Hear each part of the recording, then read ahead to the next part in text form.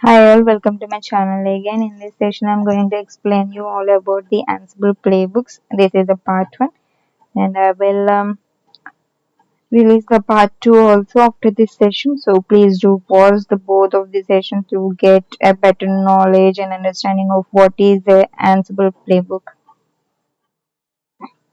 So in this in this session, I'm going to explain you about Ansible playbooks and also a task which is creating a user and installing Docker using the Ansible playbook. So if you want to go through this blog, you can check this link from the description box. Let's start now. Ansible playbooks run multiple tasks, assign roles, and define configuration, deployment steps, and variables. If you are using multiple servers, then Ansible playbooks organize the steps between the assembled machines or servers and get them organized and running in the way the users need them to.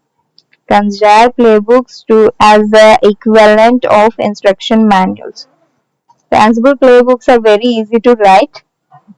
So once you get knowledge on that, then it will be very easy for you to write a playbook and run that on the servers, multiple servers.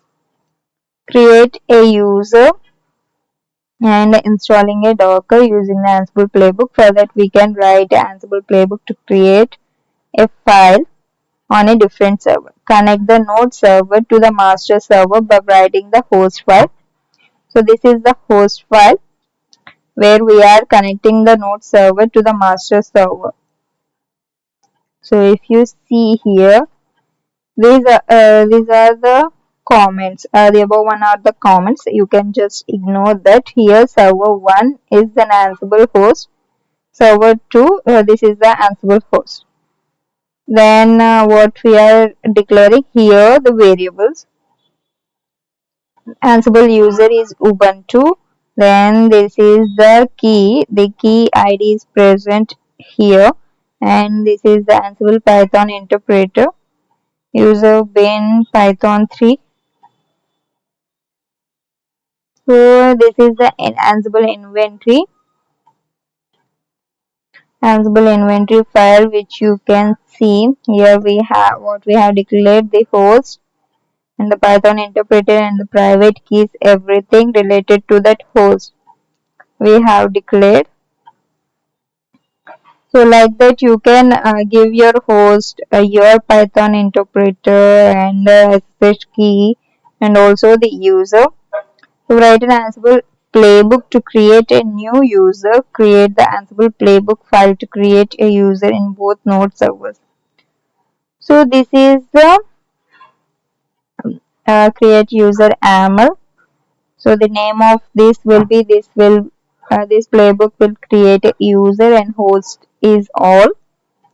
We come true, then the task is create a username, anything you can give. That's all. This is the playbook to create a user.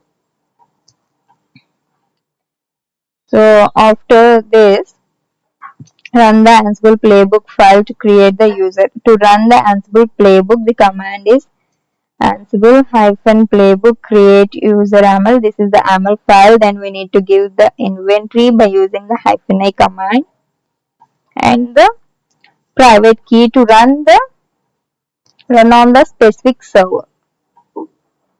So here it is writing the comment says playbook will create a user and these are the tasks which were defined when the users got created. Let's check the both the servers. You can see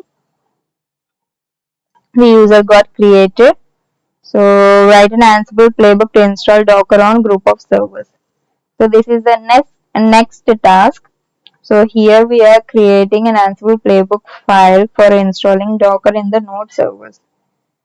So this is the install Docker YAML where the name is this playbook will install Docker and host is all become as the task.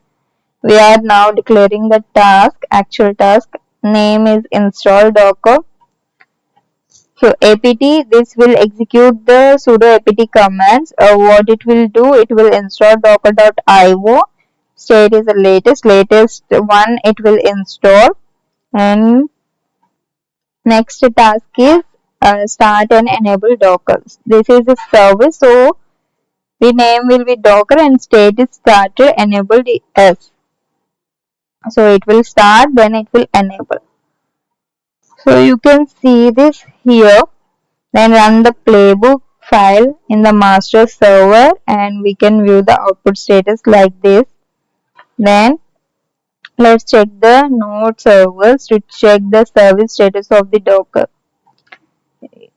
So to check the service status of the Docker, the command is systemctl status docker, which will give you the active running Docker if it is active or running. If it is not active, then also it will show it here.